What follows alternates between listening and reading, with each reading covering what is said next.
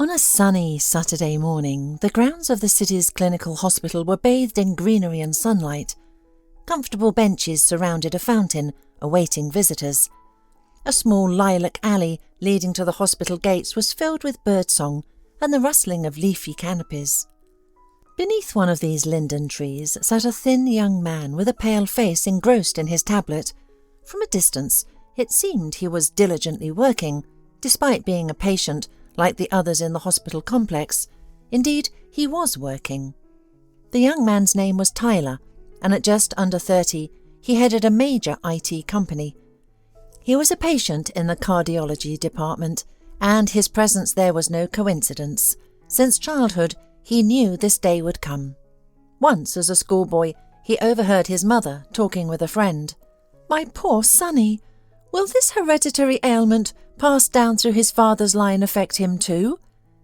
"Sarah, did your husband die from heart problems? I didn't know," her friend exclaimed. "Exactly, it's hereditary," Sarah cried. "God forbid I live to see my own child fade away before my eyes." And Zena did not live to see it. She died 5 years ago, drowning in a turbulent river while rafting with other tourists. Tyler couldn't believe his mother was gone until he saw the coffin, and it felt like the ground disappeared beneath him. His mother's young colleague Annie supported him. She was immediately drawn to the intelligent young man. Moreover, she was attracted to his circumstances, as she later told a friend. "Tyler is so quiet and kind, I like that. Plus he's well off and stable, and I won't have a mother-in-law. It's like marrying a wealthy orphan." "How can you say that?" her friend exclaimed, shocked by Angie's calculation. "Well, isn't it true? Everyone will envy me. Besides, Tyler is clearly smitten with me. It's obvious. I am beautiful, after all." Angie was smart and knew Tyler had achieved everything on his own. With no one to help, his father gone early, and his mother poor, he took on any job to reach his goals, steadily and determinedly achieving success. Tyler was a computer genius and gathered a team of talented enthusiasts who could turn small ideas into something great. Soon, Tyler's team won a software development competition. "Congratulations, young man," the corporation's head said, shaking Tyler's hand. "Now all doors are open to you, and our multi-million grant will help bring your idea to life." "Thank you." Tyler was overjoyed. He knew dreams could come true. A year after his mother's passing, Tyler and Angie married. Angie insisted on a lavish wedding. "All my friends will burst with envy," Angie boasted to her friend, trying on an exquisite wedding dress, an expensive necklace. "I'll invite her out of spite, so she can see my wonderful life with my rich husband." Though the celebration was grand, there was little joy. Tyler's colleagues found the bride arrogant and unpleasant, so they didn't stay long. "She's not right for him," remarked Oleg, Tyler's deputy. "Look how she struts and shows off. Our Tyler is nothing like that. He's never arrogant and always respectful. But Angie, trouble, that's what she is. Mark my words, he'll suffer with her," said Mrs. Fletcher, a wise older woman who worked as a secretary at the company. "She's uneducated and ill-mannered, always out for herself, ready to snatch the last bite from your mouth." Mrs. Fletcher was right. Within 2 years, Tyler couldn't hide from his quarrelsome, greedy wife. Despite her wealth, she pinched every penny, refusing to help Tyler's friends while spending lavishly on herself. Expensive salons, designer clothes, and parties at exclusive clubs. Soon, friends and colleagues stopped visiting, and Tyler became unnecessary to Angie, which exhausted him. That's when he found something was wrong with his health. His heart faltered for the first time, and he was rushed to the hospital. Angie visited only once. "How could this happen?" Angie complained, instead of supporting her sick husband. "We were supposed to go to Paris this week. Now I won't see the Eiffel Tower or attend Fashion Week. I'm so upset, I feel sick." "Well, go alone. I'll give you the money. Take a friend with you. By the way, Angie, you're not pregnant, are you? Tyler asked hopefully. It would be wonderful if we had a baby. No, I'm not pregnant, she said, pursing her lips. I can't get pregnant from you. You know my tests are fine, and the doctor said it's not me. You're infertile, Tyler. I'm sorry, Angie. So, no children for us, he said, spreading his hands. But we can always adopt. What do you think? Absolutely not, Angie exclaimed. I won't bring some addict's child into my home. No kids are better than that. I won't bring some addict's child into my home. No kids are worth that. With that, she left, her heels clicking loudly. She flew to Paris and demanded a divorce from there, blaming Tyler for their childlessness. This deeply hurt him. The last time he saw her was in court. She arrived with a muscular, towering man, introducing him as her new boyfriend. Tyler and Angie divorced and he was single again. Friends and colleagues who had supported him throughout threw him a party. Congratulations on your liberation and escape from that cunning enchantress with minimal losses. Cheers, everyone, Oleg joyfully exclaimed. We're so glad you're back with us. There are plenty of other brides out there, like fish in the sea. After the party, Tyler felt unwell again and had to call an ambulance. Why don't you take better care of yourself? His doctor, Dr. Kerber, asked, shaking his head. I told you to avoid stress and physical exertion. What did you do? Overexert yourself at the gym or go skydiving? I got divorced, Tyler replied thoughtfully, and it wasn't easy. The doctor sympathetically patted him on the shoulder, sighed, and continued the examination. You'll have to stay here for a while. I'll prescribe conservative treatment, but surgery may be necessary soon. Otherwise, you won't make it to 40, I'm afraid. Your heart is functioning like that of an 80-year-old. Yes, some parts of your engine need replacing, so to speak. Is it dangerous? Tyler asked, frightened. Well, it's no more dangerous than living with such a worn-out heart, young man, the doctor said, looking at him sympathetically. However, risks are undoubtedly present. Primarily, there's the anesthesia. No one knows how your heart and brain will react to such stress. Plus, everyone's body is different, and what happens after surgery is uncertain. Complications are always possible, but no one can guarantee how you'll handle them. There's also the human factor. Sometimes a surgeon's hand might slip, or a nerve or artery might be damaged. Overall, my prognosis is 50-50, and that's not bad. 50-50? Tyler repeated. I thought you'd give me at least 80%. No, I think I'll postpone the surgery. That's the problem. You don't have much time, Dr. Kerber sighed. If you change your mind, please let me know. And with that, the doctor left, gently closing the door behind him. Now Tyler sat on a bench under a tree, watching as patients emerged for their morning stroll after breakfast. Most of them gathered near the fountain, which sprayed cool water. The patients smiled. Many were on the mend. Everyone except Tyler. Now time was against him. Tyler sent some instructions to his work email and leaned back against the bench. He felt weak, and his head was spinning. Are you feeling unwell? Asked a young nurse. You skipped breakfast, which is probably why you have no energy. Let's go to the cafeteria. I'll ask them to give you a meal. You need to eat. I'm not hungry, Tyler replied drowsily. You should eat anyway, insisted. What's your name? Tyler asked, looking at her with interest. The last time someone had been so insistent about him eating was his mother when he was still in school. Nancy, she replied, blushing. I'm almost finished with my paramedic training, and I work here part-time. I just have to pass my exams. Congratulations, Tyler smiled. It's a great profession. I'm Tyler. I've never been good at the humanities, so I became an engineer. He deliberately avoided mentioning his actual job, fearing that she, like the other women, might want a comfortable life at his expense while not caring for him. This was a constant problem for wealthy bachelors. A few minutes later, Tyler gave up, and they headed to the cafeteria, enthusiastically discussing their favourite literature.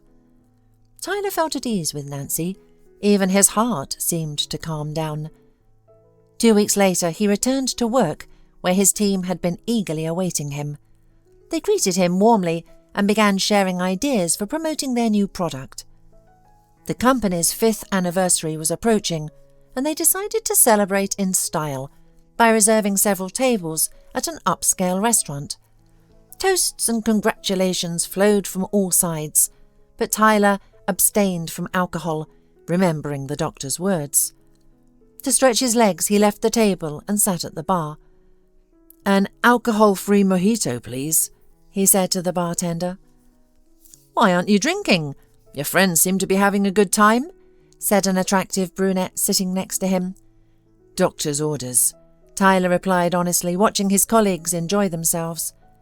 "I don't drink either. It's become a habit," the stranger continued. "That's a good habit," Tyler approved. "I don't know any woman who doesn't drink alcohol at all, or at least cocktails. I think every man dreams of a wife like that." "Well, marry me then, what's the problem?" the woman laughed, "although we should probably get to know each other first. I'm Bridget. I work at a bank and live in Berlin." "I'm Tyler. My colleagues and I work at an IT company. I recently got divorced, so I'm enjoying the single life for now. I don't intend to get married anytime soon, even to a beautiful foreigner like you. By the way, your English is excellent." "I did a long internship here, which helped me improve my language skills. Plus, I've been studying British culture since childhood and even took extra lessons in school. And you don't have to get married," Bridget laughed. "And honestly, nowadays, people can live happily together without a marriage certificate. No one owes anyone anything. And that's the right way, in my opinion. Bartender, I'll have the same as him." Tyler was drawn to Bridget's straightforwardness and independence. She insisted on paying for herself, which was unusual and somewhat pleasant. His heart fluttered, sensing the approach of love. That same evening, Tyler jokingly introduced Bridget to his friends and colleagues as his fiancée. But as they say, every joke has a grain of truth, and soon they were living together in Tyler's house. A month later, he proposed to Bridget. Unlike his first wife, Angie, Bridget was caring and understanding. With her, Tyler felt comfortable, and their home was once again filled with friends, enjoying evening gatherings with barbecues and board games. Just a month later, Bridget and Tyler were married. The wedding was modest and went unnoticed by the town, just as Bridget wanted. "You're so lucky with your wife," Tyler's single colleagues would say enviously. "How did you manage to snag her?" "She chose me," Tyler would laugh, still in disbelief at his good fortune. Then one day, when his illness reminded him of its presence again, he told Bridget about his health problems and sought her advice regarding the surgery. "It's up to you," she replied, shrugging.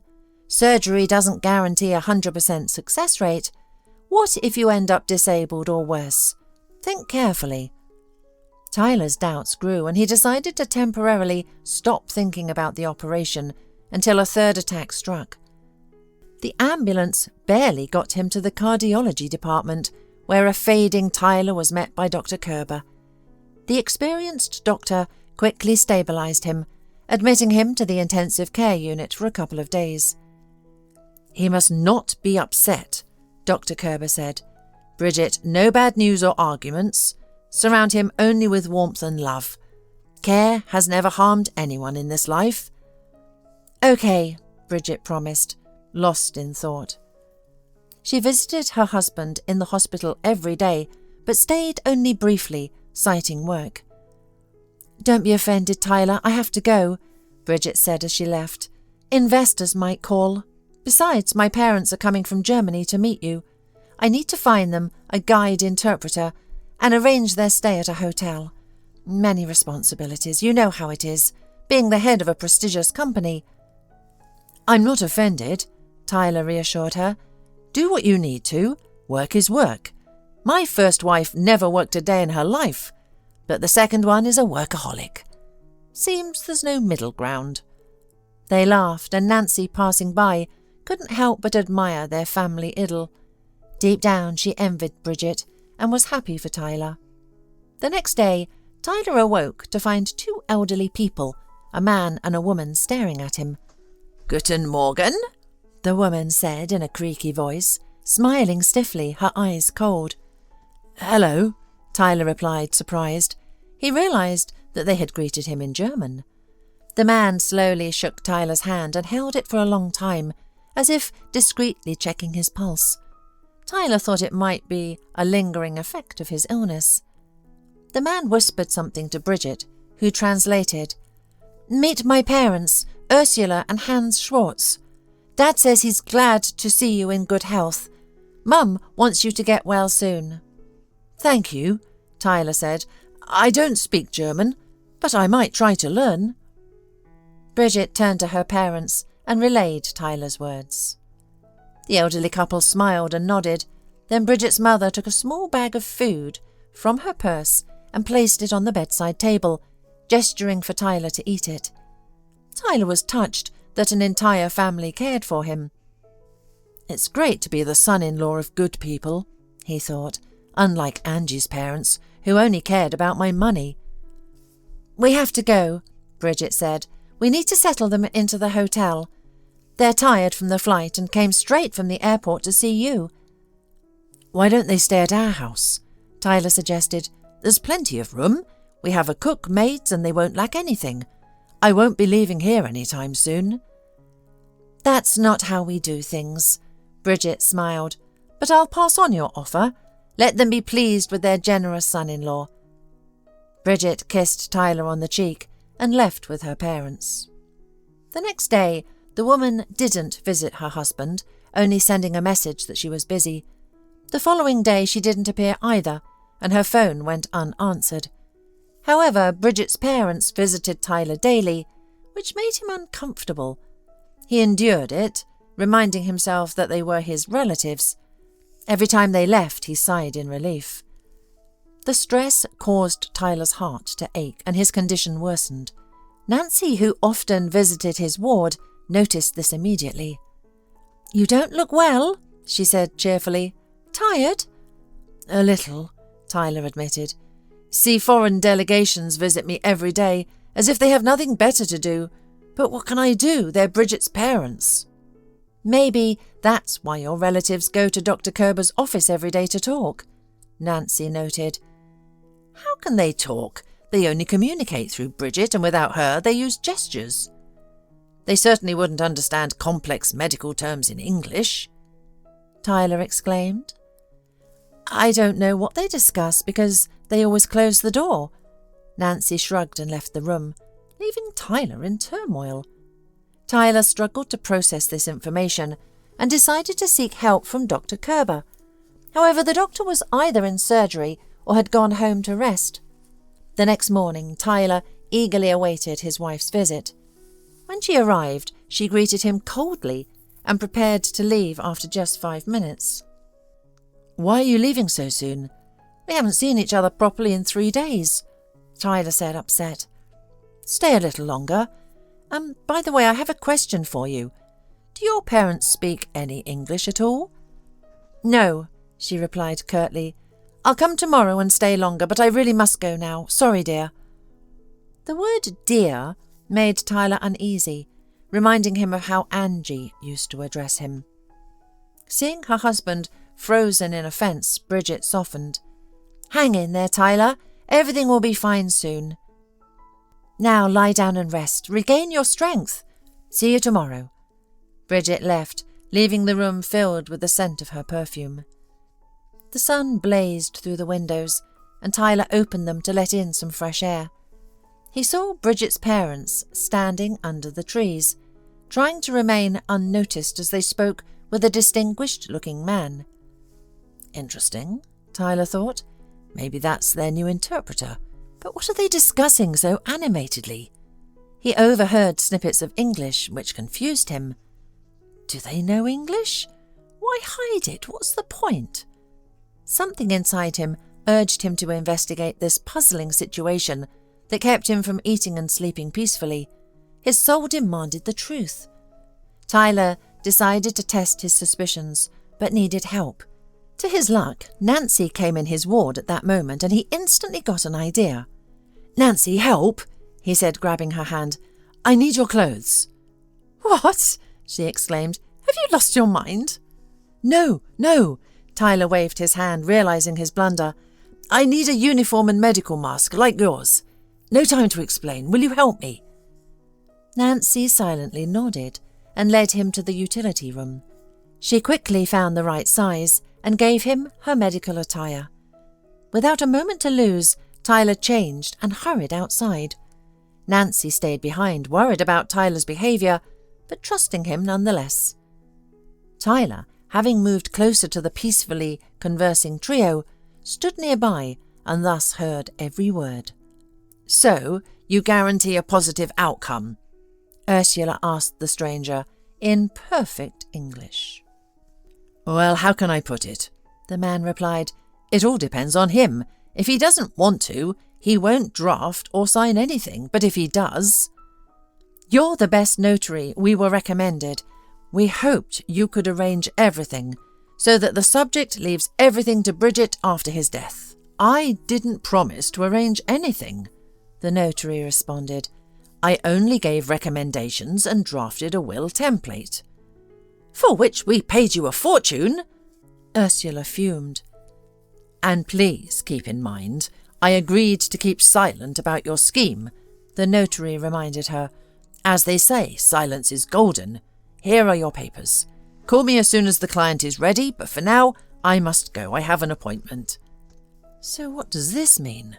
Tyler thought. Am I the subject? Are they trying to extract a will in Bridget's favour from me?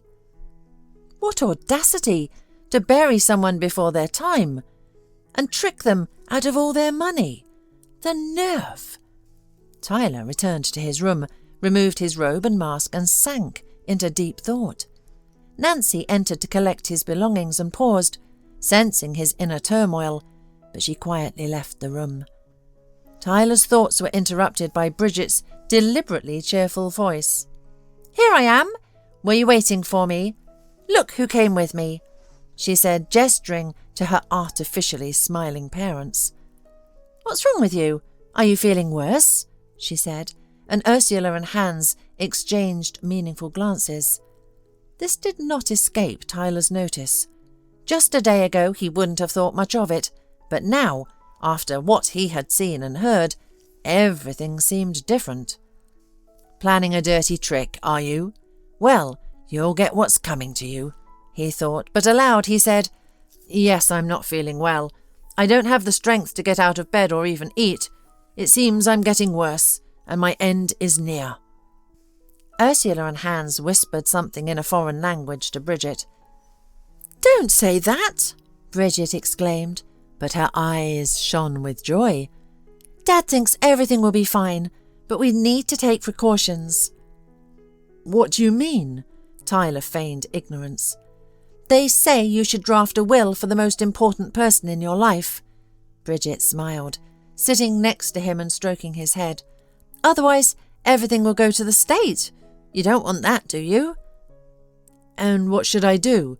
Who should I leave my assets and bank accounts to?" Tyler asked, already knowing the answer. "Well, to someone who loves you so much," Bridget said sweetly, embracing him. "Of course, I can leave everything to you," Tyler exclaimed, slapping his forehead dramatically. "What a great idea! I'll just do that. But I don't have a pen or paper." "I happen to have writing supplies and documents with me," Bridget said, taking a briefcase from Hans. "I was working on reports, so I have everything here. You know I always carry my work with me. You've seen it yourself. I'll send you the will template by email tonight." "How thoughtful of you," Tyler gritted through his teeth, cursing the day he went to that bar. Ursula handed him a pen and some sheets of paper. "Tomorrow I'll come with the notary. and he'll certify your signature," Bridget said, her eyes gleaming with happiness. "I want you to get better, but this way everyone will feel more at ease. We'll consider it a precaution." "Yes, you're very thoughtful," Tyler remarked. When the satisfied trio left, he tore up the paper and threw the pen in the trash, not wanting to touch the items given to him by the traitors. Nancy peeked in and found him in a terrible mood. "Why so glum?" she asked. "How can people be so petty?" Tyler exclaimed. "I'm still alive and they're squeezing money out of me like a dusty rag." "People are different," Nancy noted. "My parents abandoned me. I grew up in an orphanage, so money issues are trivial in comparison to how I was betrayed. I didn't think you were rich." "I don't look rich," Tyler smiled, feeling a bit better. "No," Nancy laughed. "I thought all rich people were pompous and only ate oysters and weird sea creatures. But here you are, enjoying porridge and potatoes." Tyler finally shook off his anger. "I'm hungry. Is it breakfast time?" And they headed to the cafeteria, chatting cheerfully, where the aroma of cheese casserole filled the air. Tyler now knew what he had to do. After lunch, Mr. Heaton, Tyler's personal lawyer and notary, visited him. He was old enough to be Tyler's grandfather and cared for him like a son. "Tyler, you called. Is everything all right?" the visitor asked worriedly. "I want to draft a will," Tyler said simply. Mr. Heaton clutched his heart. "Is it that bad? No hope left? My boy, how could this be?" "No, I'm not dying," Tyler reassured him, "though my wife would like that. I want to draft a temporary will. It can be changed later, right?" "Of course," the notary replied. "Then give me a pen and paper." Tyler wrote his first will, finding it difficult to contemplate his own death at such a young age. "Here, take it and certify it." When Mr. Heaton read the will, his eyes widened. "Are you sure, my friend?" "Absolutely," Tyler said.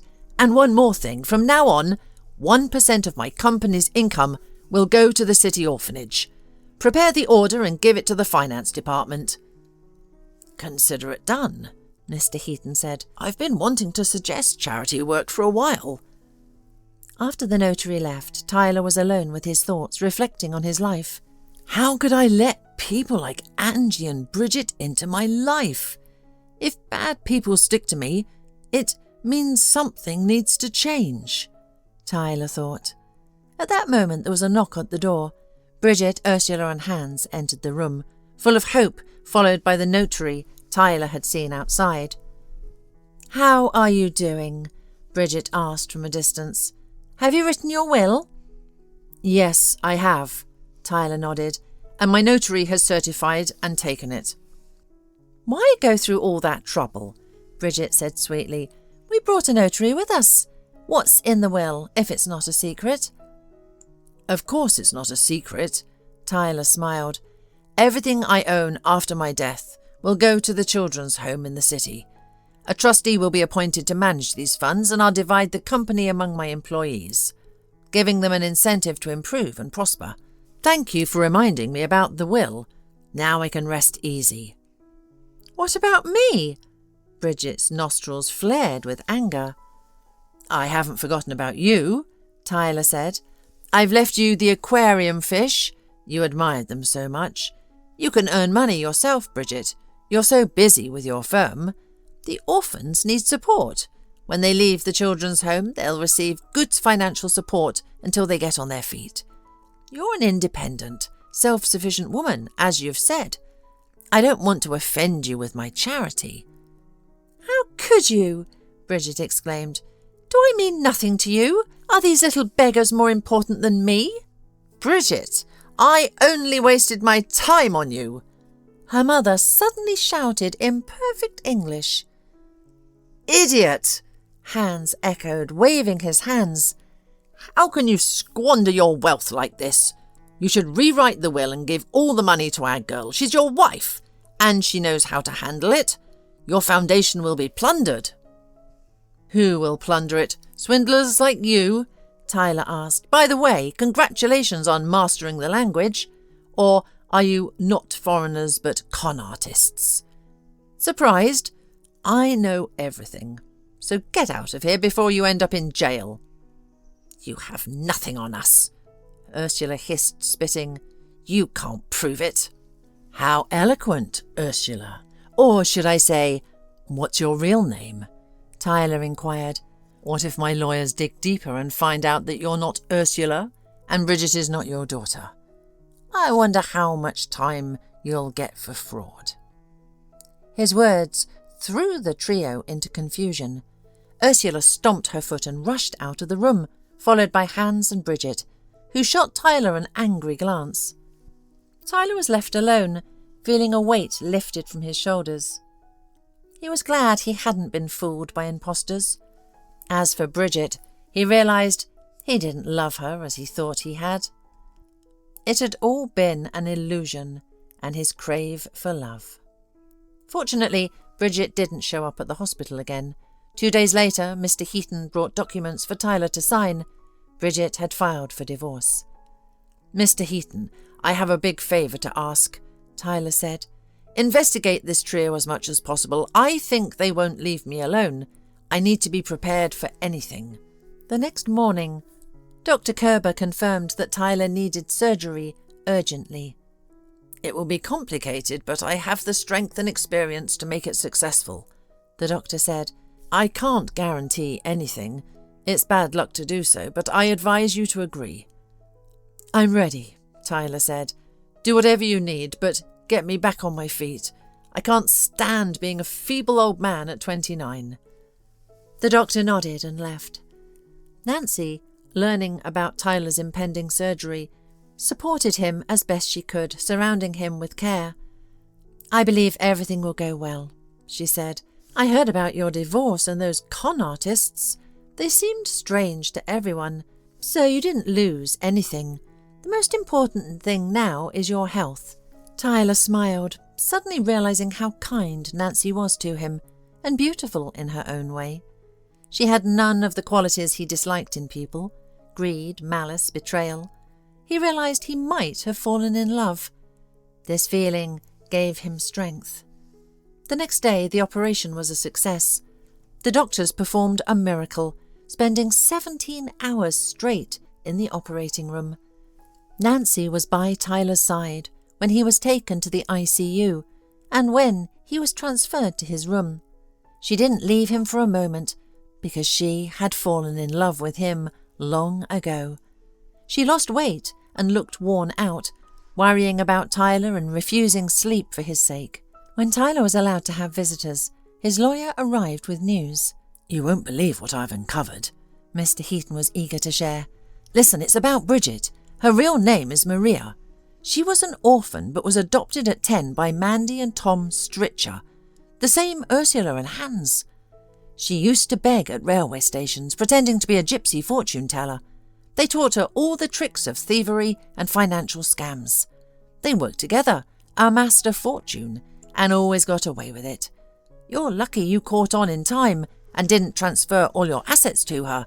Legally, you owe her nothing, since you earned most of your wealth before the marriage. Wow, Tyler exclaimed. I sensed something was off, and luck helped me see it more clearly. Let's consider myself fortunate. There's still the court case, the lawyer warned. Bridget will demand money in the divorce, but I'll be by your side, don't worry. A few days later, Tyler was discharged. He and Nancy said their goodbyes, but agreed to keep seeing each other. First, though, he needed to finalise the divorce. The courtroom was heated with Bridget's arrogance and rudeness. Your Honour, she addressed the judge, I demand that my husband give me half of his property. Do you agree to share your income with your wife after the divorce? The judge asked Tyler. No, he firmly replied. Let her first reveal her real name. She deceived me.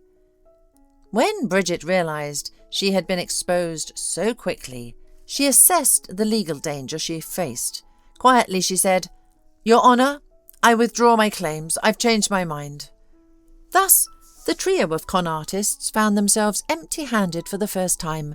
Tyler hurried to Nancy, whose address he obtained from the hospital. She lived in a small house on the outskirts of the city. Tyler was surprised that people could live in such a dilapidated dwelling. He knocked on the door.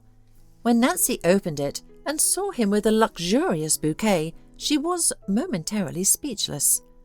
"Hi," Tyler smiled. "Here I am. We apologise for not calling ahead. We never exchanged phone numbers." "I didn't expect to see you," Nancy admitted. "Come in, I'll put the kettle on." "Thank you for the flowers." "No one has ever given me such a beautiful bouquet. I don't even have a vase. I'll have to use a glass jar. I just baked some cookies. You're right on time." As Nancy bustled about in the tiny kitchen, Tyler looked around. The house had only 2 rooms, one of which was minimal. He entered and saw a child's crib with a 4-year-old boy sleeping in it. "This is my son and my sorrow," Nancy said softly. "You never mentioned you had a child," Tyler said. "He looks just like you. It's wonderful." "Yes, I was married, but he left me for another woman when Sam was just a year old. Sam was born with a developmental delay. He's a bright, smart boy who understands everything and can even write letters, but he can't speak. I've taken him to doctors, but they all say they can't help. He needs an expensive examination. I don't have that kind of money." "I have the money. I'll pay for it," Tyler said. "Oh, no, that's too much. You might think I'm only talking to you because of your money. I just like you, that's all," Nancy confessed. "And I like you too," Tyler smiled. "Let's wait until Sam wakes up and we'll go to my place. This place isn't good for a little boy. No arguments."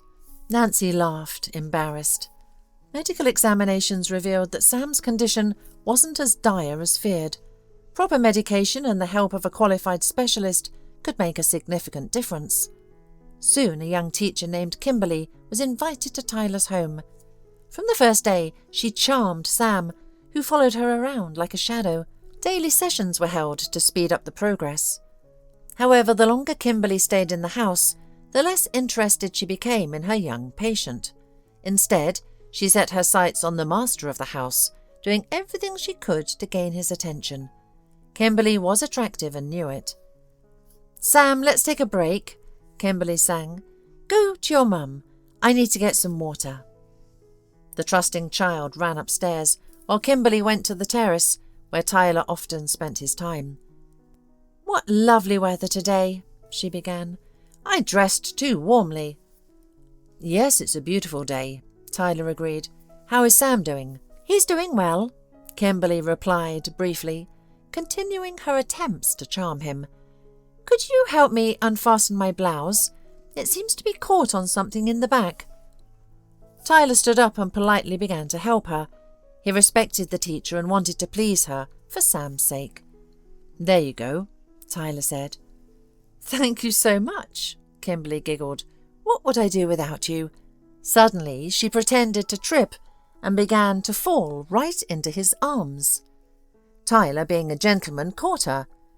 Kimberly took the opportunity to embrace him, pressing her body against his.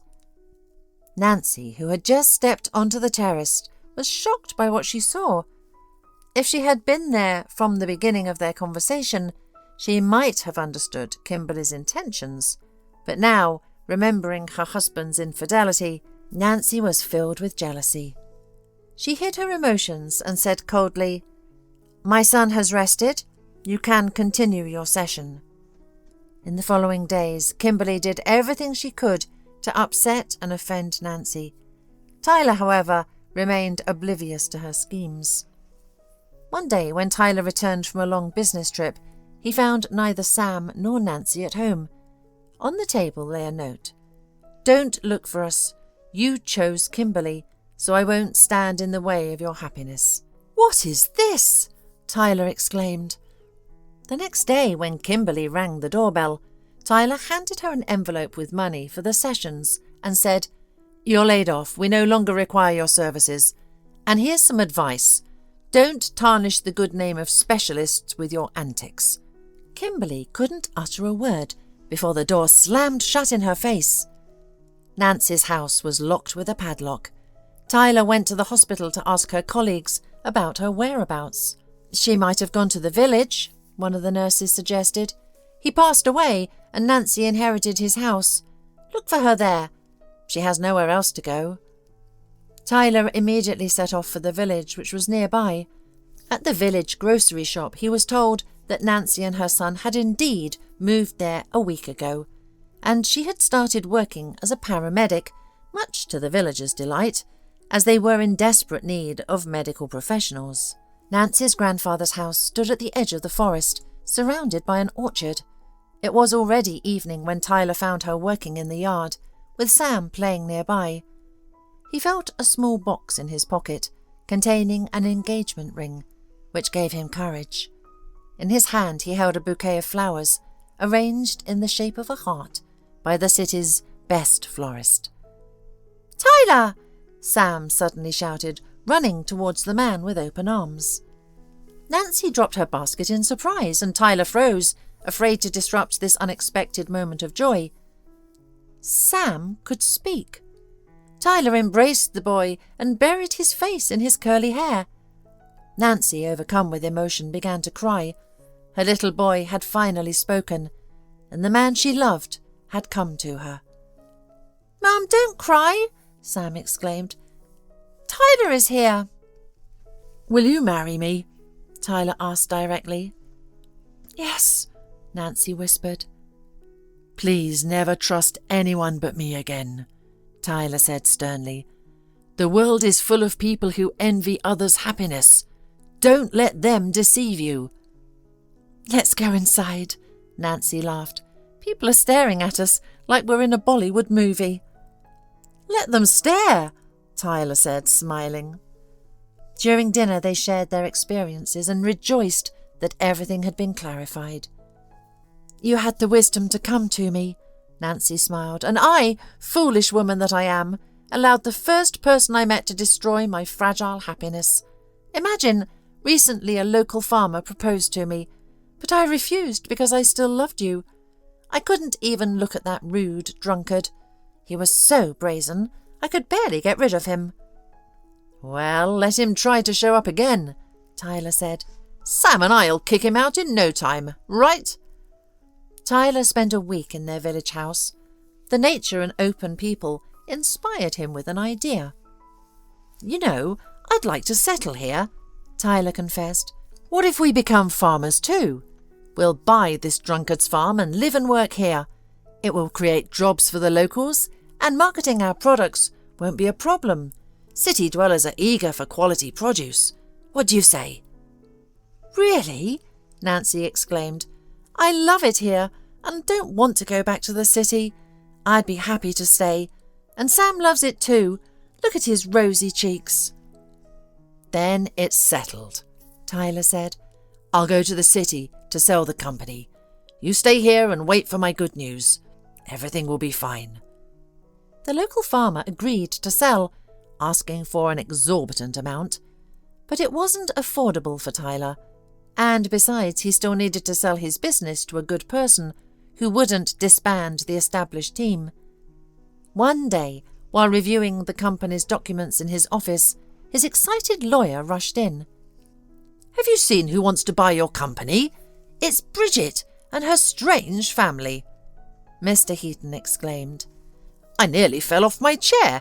Don't you dare sell it to her. I swear I'll curse you." "Of course not," Tyler said, "but I wonder where she got the money. Have our security chief look into it."